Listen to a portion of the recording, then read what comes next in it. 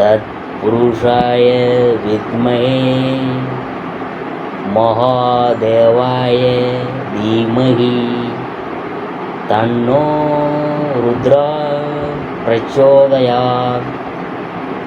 அனைத்து நண்பர்களுக்கும் பிறைசூடன் சார்பாக அன்பான வணக்கங்கள். இந்த வீடியோ பிடித்திருந்தால் லைக் பண்ணுங்கள், ஷேர் பண்ணுங்கள், கமெண்ட் பண்ணுங்கள், மறக்காமல் சப்ஸ்கிரைப் பண்ணுங்கள். வாங்க வீடியோ பார்ப்போம். பங்குனி மாத ராசி பலன்கள் 2025 ஆண்டு பார்க்கும் பொழுது, கிரகங்களின் அரசனாக இருக்கும் சூரியன் புத்திசாலித்தனம், அறிவாற்றல், பேச்சாற்றல், வெற்றி வாய்ப்புகள் ஆகியவற்றின் காரணி கிரகமாக கருதப்படுறாரு. தமிழ் மாத தொடக்கத்தில் நடக்கும் சூரிய பெயர்ச்சியின் தாக்கம் எல்லா ராசியிலையும் இருக்கும். இந்த பங்குனி மாதத்தில் வரும் மார்ச் 14ஆம் தேதி மாலை 6:32 மணிக்கு சூரிய பகவான் கும்பராசியிலிருந்து குருவின் ராசியான மீன ராசிக்குள் நுழைவார். இந்த நாளில் ஹோலி பண்டிகையும் கொண்டாடப்படும். இந்த மாதம் சனி பெயர்ச்சி நடக்க போகுதுங்க. அந்த சனி பெயர்ச்சி எப்போன்னு பார்க்கும் பொழுது மார்ச் 29ஆம் தேதி சனி பெயர்ச்சி நிகழப்போகுது. சனி பகவான் மீன ராசியில் பெயர்ச்சி ஆக போகிறாரு. மீன ராசியில் சூரிய பகவான் சஞ்சரிக்கக்கூடிய காலம் பங்குனி மாதம்.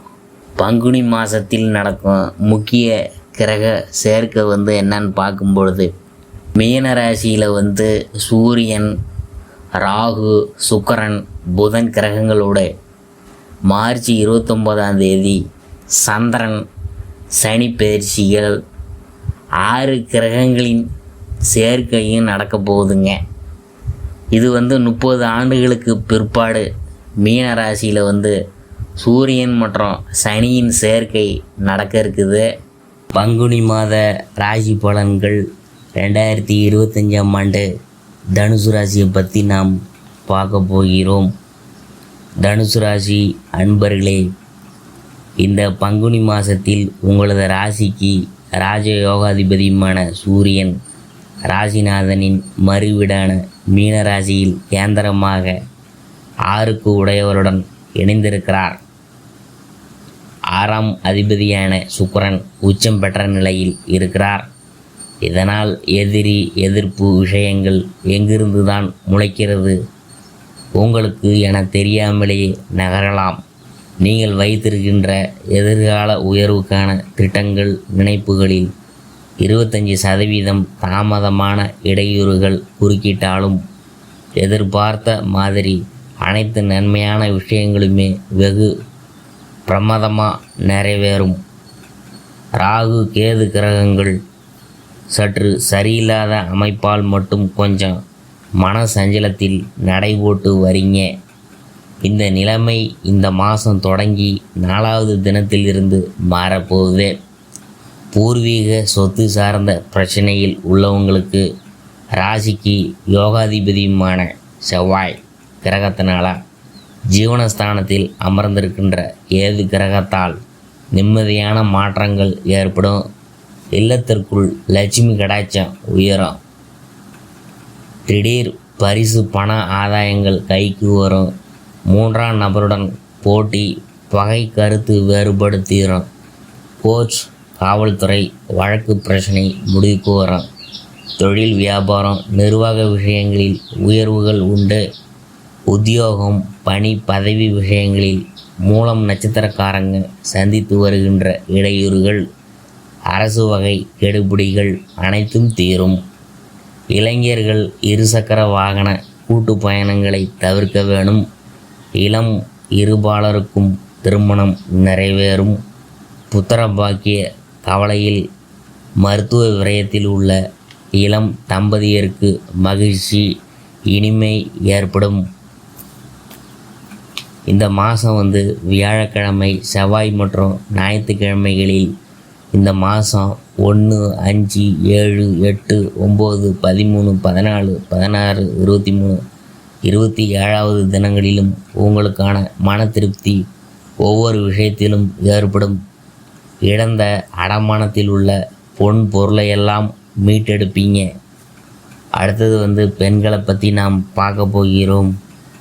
குடும்ப துயரங்கள் விலகி இல்லத்திற்குள் லட்சுமி கடாட்சம் உயரும். மாணவ மாணவிகள் உயர்கல்வி ரீதியாக மாற்று முடிவு எடுப்பதிலிருந்து வெற்றி கிடைக்கும். விவசாயிகளை பற்றி நாம் பார்க்கும் பொழுது புதிய தொழில் தொடங்குகின்ற திட்டங்கள் நிறைவேறும். உத்தியோகஸ்தர்கள் அதை பற்றி பார்க்கும் பொழுது சக அதிகாரிகளால் ஏற்பட்ட கெடுபிடி மன உளைச்சல் விலகும். தொழில் அதிபர்கள் அதை பற்றி பார்க்கும் பொழுது பெரிய பட்ஜெட் விஷயங்கள் எதை சார்ந்ததாக இருந்தாலும் நிறைவேறும். அடுத்தது கலைஞர்கள் அதை பற்றி பார்க்கும் பொழுது அயல் மாநில பட்ஜெட் தயாரிப்பு விஷயங்களில் இறங்குவீங்க. அடுத்தது அரசியல்வாதியை பற்றி நாம் பார்க்கும் பொழுது சக கட்சிக்காரர்களின் நிர்பந்தங்கள் அனைத்தும் தீரும். அனுகூலமான நட்சத்திரங்கள் என்னன்னு பார்க்கும் பொழுது திருவோணம், சதயம், உத்திரட்டாதி, அஸ்வினி, கார்த்திகை, ரோஹிணி, திருவாதிரை, புனர்பூசம், பூரம், சித்திரை, சுவாதி. பணவரவும் அதிர்ஷ்டமான நாட்களும் மார்ச் 15, 17, 19, 21, 22, 24, 26, 28, 31. ஏப்ரல் 1, 2, 4, 5, 7, 9, 11, 13.